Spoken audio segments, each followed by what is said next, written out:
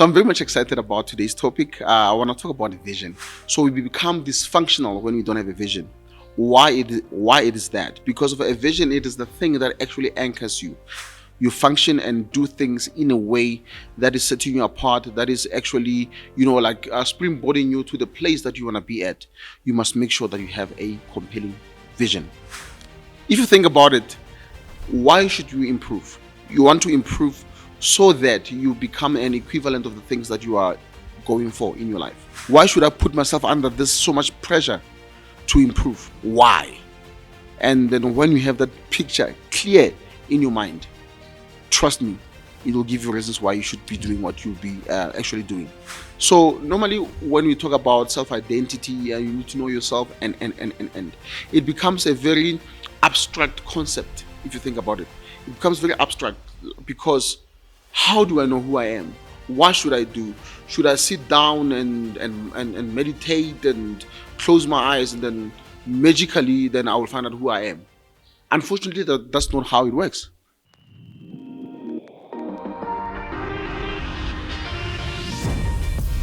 Greetings, ladies and gentlemen. Welcome back to High Performance. This is me, MT Tabani, your host for High Performance. So I'm very much excited to be with you today. I'm excited to be in front of your screens, and then thank you so much for your support, the support that you've been showing us for the past days, and then for the time, beginning from the beginning of our season 2. So I'm very much excited about today's topic. I want to talk about vision, and then I believe that vision, to an extent, each and every one of us have encountered this specific subject. There is a point whereby you heard about it. Either you heard about it at school, you heard about it from your teacher, you heard about it from some of your mates or your friends. It's a very important thing to talk about. And then my angle on this thing of vision is that why is it important to develop a compelling vision for your life? Why is this vision thing so much important? And then I would like to delve on that. And then, as you know me, I like to speak mostly like on specific points. I like to make some points, and then I speak on those specific points. And the first point that I want to speak about, why is it important for us to develop a compelling vision? It is that with vision, it becomes like without vision, we become easy prey to dysfunction. We become easy prey to dysfunction. So we become dysfunctional when we don't have a vision. Why it is that? Because of a vision, it is the thing that actually anchors you. It is the thing that actually helps you to set yourself apart from the rest. It is the thing that makes you not to go to that party, or not to listen to that song, or not to take that call, or not to make that call, so on and so forth. So without vision, we become prey to dysfunction. So it's very much key and important that we develop a compelling vision, because of it will definitely delineate and then also set boundaries for ourselves. Because of the boundaries that we have in our lives, they won't make sense if they are not leading us to a specific point or a specific destination of some sort.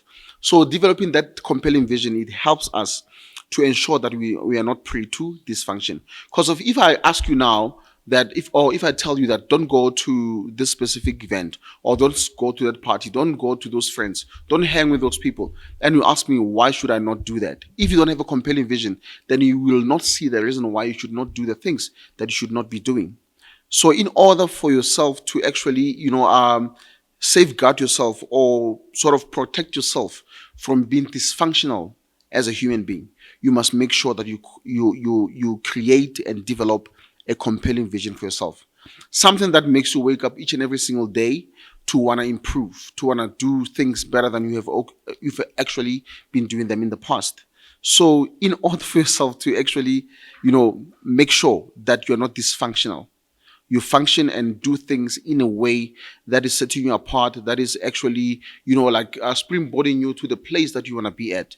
You must make sure that you have a compelling vision. You must know. And I think another thing that I wanted to say as well, which I think I somehow forgot, it is that what is vision? And I think it's important. And well, people might say that it's a simple thing. We all know what vision is, but I think it's important that I stress this. A vision is a pictorial or like a pictorial or an image of the future that you want to manifest. So you need to have like a pictorial view or an image or a view of how you want your future to look like. And that is vision.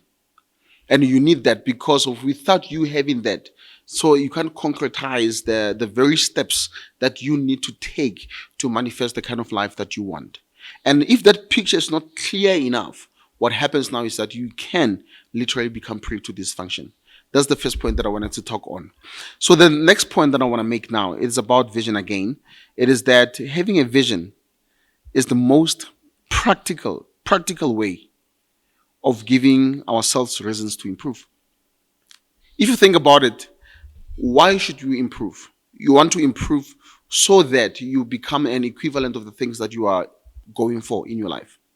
So, in other words, then without having that vision, then you won't see the reasons to improve. You won't see the reason why I should wake up at 5 in the morning or 4 in the morning, whatever your program is. Whatever the things that you want to achieve in your life, the training that you need to undergo, the disciplines that you need to inculcate in your life, the commitment that you need to have, all those improvements, the practical way of actually manifesting them or actioning them, it is having a compelling vision.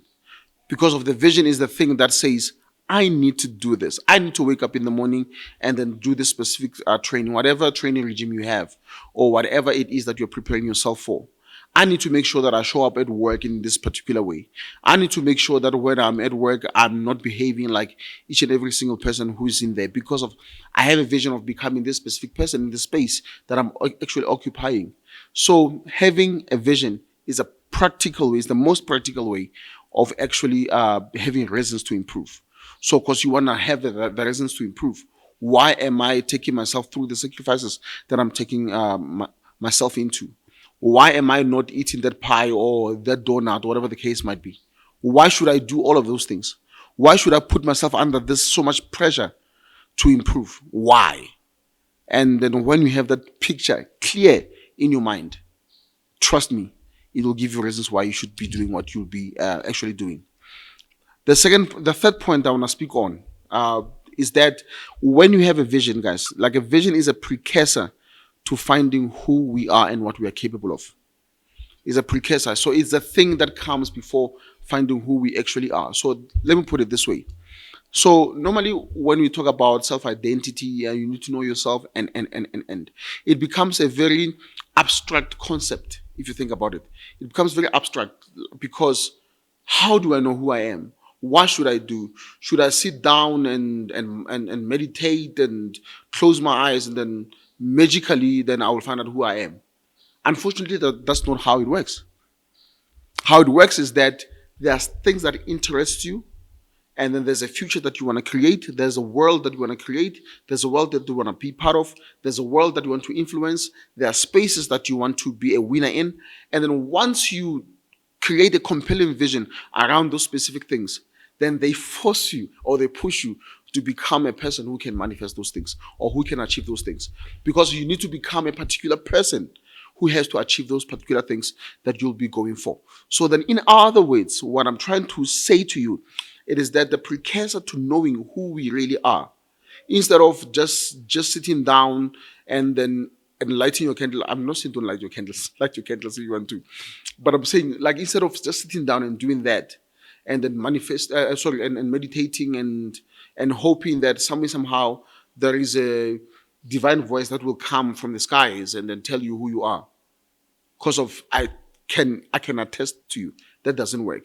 What works it is that God has put a seed inside of you to have interest of certain things, things that you need to create, things that you want to be part of, things that you want to build. That seed, by the virtue of having that seed and trying to grow it, what it does is that it pushes you to want to know who you really are. And then what happens is that in that process of manifesting those things, in the process of actually materializing that vision, what will happen is that you are now slowly and surely becoming a particular person. And now you will know that I don't tolerate these things. I have this kind of temperaments. I don't speak this way. I get offended when people talk to me this way. I'm generally energetic when I'm doing these specific things.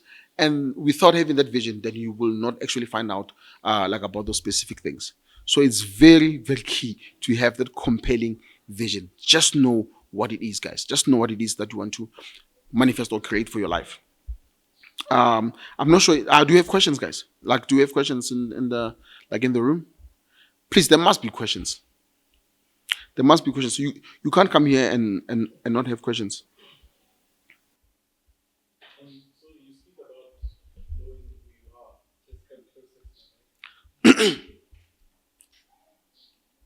You speak about knowing who you are in terms of knowing yourself, right? And manifesting out of that. So, something I've found incredibly difficult before, right, is who I am and who I need to be to survive are kind of two different people, Oof, right? I like that. Yeah, How do I overcome that? who you are and who you need to become in No, order for you to survive. yes, essentially. So what happens is that what you'll find out quick, thanks for that question. Like, I think that's a very good question, guys. So there is who you are, and then there is who you need to become in order to survive. And then the beauty about that question it is that the two are actually not separable if you think about it, in a sense that who you need to become to survive is actually been induced by the entities of who you really are, because of it's who you are that gets you to want to have the stamina, the resilience to actually do the things that will help you survive. Because of if the who you are is the timid, cowardice version, then you wouldn't be doing the things that needs to be done in order for you to survive. So the two are not separable in that sense. It's just that the other one is very much is a thing that has to be done in the moment. Is a thing that has to be done in a specific space in order for you to survive and thrive in a particular situation that you might be facing. But the two are not necessarily separable. So, which means then who you need to be to survive helps you to actually get to a point of understanding that, damn man, I'm actually resilient. I'm actually a survivor. I'm actually I have perseverance. I'm actually strong. I'm actually more creative than I thought I was. Why? Because of who you needed to be pushed you to unearth some of the qualities that you originally have as a person. And but had it not been for those situations that forced you to be a particular person in that moment, had not been for those things, you would not have found those qualities that led you to being the survivor you needed to be in that moment. So the two are not separable in that sense. So you need to become. So you must just whatever inspiration you get in order for you to survive and succeed in that particular moment, you must go for that because of that moment is calling you to unearthing the qualities that are inside of you that would not have been unearthed had you not been in that situation. But that was a great question. Thanks, man. Lucian, do you have a question? Yeah, I do. So I think at least it'll be easier to answer because you already know me. What happens when one is, you spoke about having that seed, right? In order for you to sort of discover who you are, it's in relation to the seed that has been planted in you. So it's something that is now supposed to sprout out, right? At some point. My question is, what happens when at a base level, you are sort of good at a couple of things, and it's difficult to differentiate what it is that is actually your thing, right? So it's sort of like an internal conflict as to who am I because I can do this and I can do this. You get what I mean? So it's now that how do you decide between that in order for you to take the right path? You guys are asking difficult questions today. I don't know why you guys are asking so much difficult questions. But anyway, so what Lusan is saying, guys, just to rephrase the question that he's asking, is that there are a couple of things that you're good at. You're doing this, a bit of this, a bit of that, and then you get confused of who am I in all of this jazz. So what I believe is a good starting point it is to acknowledge the fact that don't confuse what you do and who you are. And then I'm gonna explain like a little bit further. Who you are is not what you do. You do what you do because of who you are. right? Because of there are certain people who can't do what you do because they're not who you are. There are certain people who can't write, they can't handle a camera, they can't produce a show, they can't make music, they can't do a couple of things, right? Because of they're not who you are. So who you are, so who you are, um, enables you to do the things that you actually do. So you should not confuse who you are with what you actually do. Because of when you do that, then you will then limit yourself. That's very limiting. To say that I'm a painter, you are limiting yourself. Do you know that you can write? Do you know that you can sing? Do you know that you can actually motivate people? Do you know that you can converse with people and then advise them and then help them through the challenges that they might have? So who you are, it is not what you do. So but you do what you do because of who you are. So I think what you need to acknowledge in that it is that you need to identify yourself as a very versatile, diversified human being who has the gift to actually like maneuver in a like in a couple of things. So you are talented in like in a number of areas, and then you have the seed to actually grow whatever skill that you see or deem important to you for whatever assignment that you have in your life at that particular moment. So who you are is not what you do. Kunda, do you have a question? You must have a question. So my question to you is, how do you overcome the challenges of self? I wouldn't say delay, but it's a form of like procrastination, or not just procrastination, but like challenges of the things that distract you and tempt you away from what you know you should be doing. So what steps does a person take to ensure that they stay on course? A great question again. You guys are coming out for me today. So to answer your question, Kundai, it is that first and foremost, identify those things. Once you can acknowledge them, once you can identify that these are the things that are actually impeding my progress, my success, or my movement. I think that's a good way to my movement because of you want to move in a particular direction. And then if you can see the stumbling blocks that are impeding that movement, identifying them is the first step. Because how do you solve them if you don't identify them? So you seeing them is actually a good thing to say that, okay, I'm identifying that I'm not moving the way that I need to move. And then for some people, like one of the saddest thing in life is to think that you get it right, you have it right, and then only to find out that no, you're actually lost. So it's beautiful to feel lost because it shows that your GPS is working. It's like your GPS is working. How you orient yourself in the map of life, it means that thing is working.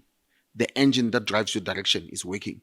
That's why you feel like, man, I'm lost. I feel like I'm not moving the way I need to move. I feel like I'm so distracted. I feel like I'm being pulled into directions that are not actually aiding any value into the things that I want to build.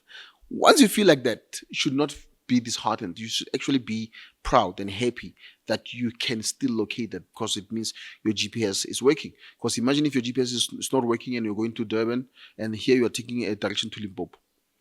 So that won't be nice because of you're going to end up in Matatiele and then you'll be like, okay, where am I now? You don't want that. So identifying that is the first thing, is the first step because you asked about the steps. The second step, it is that you need to, as we're talking about vision is very important and powerful, guys, to a point whereby when you feel lost, there's a likelihood that your marriage with your vision is actually shaky.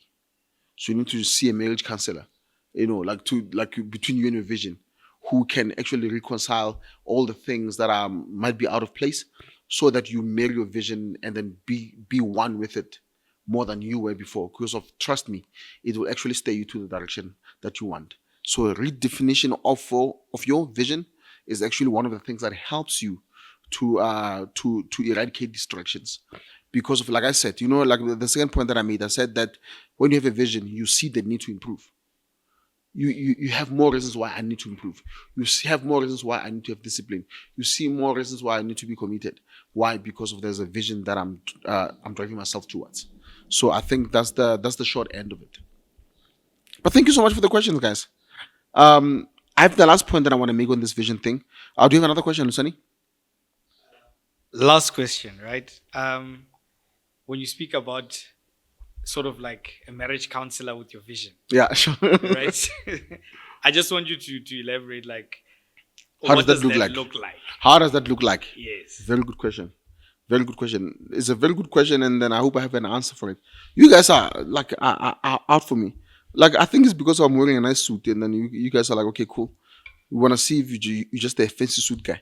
So, but long story short, the vision, the thing about vision, when I say marriage counselor with a vision, it is that there's where you are going, which is your vision. That's the thing that you have created for yourself. You have the vision board, you have whatever it is. So how will that marriage counselor look like? It will look like things like your meditation. You meditate on it, meaning that you speak truth to the to the picture that you have in your mind, and then you also work on your mindset to ensure that you are a person who sees that they are worthy of manifesting that specific vision. And then that takes some time of you literally sitting down with a clean paper and a pen and keep on writing like that specific vision and the steps on how to actually go about it. And then in that way, you are acclimatizing yourself into the whole feeling of how it is going to be like when you manifest that vision. So the whole thing of that, Lusani, is to ensure that you bring your emotion to the vision. Because of remember, I like to tell people that when we try to manifest things, like they say that you are what you think, your thoughts become your reality, and whatever the case might be. But let's be honest. How many times have you thought about having millions of friends in your account? I'm sure a couple of times. Do you have them? I don't think so. I'm not telling people that you are not, you are poor. I'm not telling people that you're poor. But what I'm trying to say is that we always have these visions, or we always have these thoughts of, my triple story house, these cars and these monies. We think about these things. But the question is, why are they not brought to the surface? And one of the things is that we don't bring the emotion to the thing, because of is the thing that is mostly emotionally charged that gets manifested. So the emotion is like the fuel to the thought. So you have the thought, and how do you energize the thought, or how do you fuel the thought to come to like to be a reality? You bring the emotion that is an equivalent of the thing that you want to manifest. And what happens now is that it becomes emotionally charged. That's why when you think about something bad, it will almost always happen. Almost always happen. Why? Because of negative emotions, they have a very like negative thoughts. They have a very, very powerful, strong emotional charge. You feel them. You literally feel it. And what happens that it speeds up the process of making the thing happen. We should do the same with the things that we think about. So that marriage counselor thing, or with a vision, is the thing of bringing the entire emotion, the whole of yourself, into this thing that you're thinking about manifesting. And then you'll start to see the thing happening. Cool. So the last point I wanted to make, I think I have covered that on the points that I made. But what I wanted to say is that vision justifies the need or the effort for you to develop the qualities like discipline, commitment, endurance, perseverance, patience, all those qualities that people talk about. You must be disciplined. You must be disciplined. In order for you to do that, it's very difficult or almost impossible to do it if you don't have the vision that justifies why you should have those qualities. So I think I have covered it in some of the points that I was making as I was stressing the other points. So, but ladies and gents, that's exactly what I wanted to talk about. I want you guys to look into your vision and then make sure that it energizes you. If your future does not inspire you, then you know that you need to go back to your vision and have that marriage counselor meeting with your vision, whereby you go like, okay, this is what I want to do. Is this still what I want to do? Because sometimes what happens is that we have this vision that we want to manifest. Disappointments come, and the disappointments pile up. And as they pile up, then we forget that we wanted to do that thing. And then other things come up as well. And then as a result, then we As we grow, our worldview widens as well. We meet new people, we get new challenges, and then you'll find out that you'll be steered to a quite a different place, but you've not sat down and redefined that new place that you want to go to. So sometimes it's always good that we sit down with our vision boards, we sit down with our clean papers to say that this is what I want to do. Is this still what I still want to do? And if that's the case, then you make sure that that picture becomes as clear as possible. People who have listened to me before in the past, they know me that I'm known for saying this. Lack of clarity is an enemy of execution. The less clearer the things are, the more difficult it is for you to actually execute on them. So you must make sure that your vision is as clear as possible. That picture must be as clear as possible. And then again, whoever you are in life, there's always two pictures in front of you. I think I've said this before. Picture one or picture A is a picture of where you are, and there's a picture of where you want to be. Everyone in the world, I can tell you. Bill Gates has it, Elon Musk has it, everybody has it. Picture of where you are and a picture of where you want to be. And your job is to ensure that this picture looks as identical as this one. That's why we have high performers, to ensure that we help you to make sure this picture is exactly as identical as this specific picture that you want to get towards. So thank you so much for your support. I really appreciate you guys listening to us each and every single week when we dish out this content. I hope this is helpful to someone. Never forget to comment, leave the question, whatever it is that you want to ask it there, and then we'll make a follow-up on that one. If you have a topic that you'd like us to talk about, please write it down again, and then so that we can make content on that specific topic that you'll be thinking about. And never forget to subscribe, and then so be great, be legendary. Thank you so much. This is me, MT Tabane, signing out from High Performance. Cheers.